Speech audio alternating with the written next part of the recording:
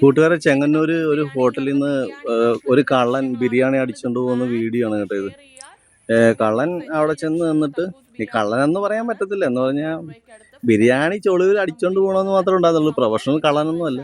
അപ്പോൾ ഇയാൾ അവിടെ ചെന്നിട്ട് പറഞ്ഞ് ബിരിയാണി വേണമെന്ന് പറഞ്ഞു. അപ്പോൾ ഇന്നാളെ പരിചയമുണ്ട് അങ്ങനെയൊക്കെ പറഞ്ഞ് ഫോൺ വിളിച്ചപ്പോഴത്തേക്കും മറ്റേ ആളെ ഈ ഹോട്ടലുകാരന് പരിചയമില്ലെന്ന് പറഞ്ഞു കേട്ടോ. അപ്പോൾ അങ്ങനെയൊക്കെ നൈസായിട്ടൊക്കെ നിന്ന് കള്ളന് ബിരിയാണി വേണമായിരുന്നു കേട്ടോ.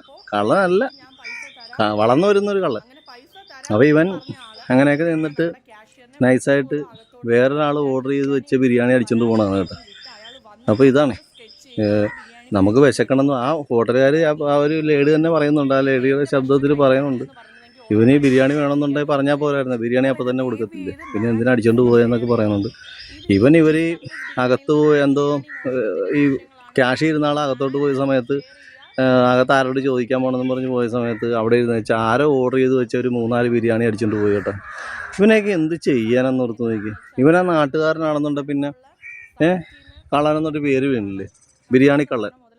മീശമാധവൻ മറ്റേ എന്നാണ്, അയ്യോ കിണ്ടി മാത്രം എടുക്കുമെങ്കിൽ ഇത് ബിരിയാണി എടുത്തുകൊണ്ട് പോയ കള്ളനാണ് കേട്ടോ.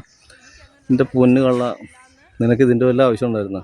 ഒരു 150 രൂപ എവിടുന്നെങ്കിലും ഒന്ന് പിരിവിട്ടുകൊണ്ട് വന്നിരുന്നെങ്കിൽ ആ ബിരിയാണി മര്യാദയ്ക്ക് ഇരുന്ന് ആ ഹോട്ടലിൽ നിന്ന് കഴിക്കുകയല്ല, വീട്ടിൽ പോയിരുന്ന് കഴിക്കുക ചെയ്യാൻ മേലായിരുന്നു. എന്തിനീ കണ്ടവൻ്റെ സാധനം മോട്ടിച്ചുകൊണ്ട് പോകാൻ നോക്കണത്? ഈ കള്ളന്മാർക്കൊക്കെ ഒരു പാഠമായിട്ടിരിക്കട്ടെ. ചെറിയ കാര്യത്തിന് ഇങ്ങനെ മോട്ടിച്ചു കഴിഞ്ഞാൽ വലിയ കാര്യങ്ങൾക്ക് ഇനി മോട്ടിക്കേണ്ടി വരും കേട്ടോ. അപ്പോൾ പ്രൊഫഷണൽ കള്ളനാകും. ഇത് വളർന്നു വരുന്നൊരു കള്ളനാണ്. അടിച്ചോണ്ട് പോയി കേട്ടോ, ബിരിയാണി അടിച്ചോണ്ട് പോയി. ബിരിയാണിയും കൊണ്ട് ഓടിക്കളഞ്ഞ കേട്ടോ ആള്. ബിരിയാണിയും കൊണ്ട് ഓടിയിട്ട് പിന്നെ ആളെ പറ്റി വിവരമൊന്നുമില്ല. കള്ളന്മാരെ കൊണ്ടൊരു രക്ഷയില്ലല്ലോ ദൈവമേ.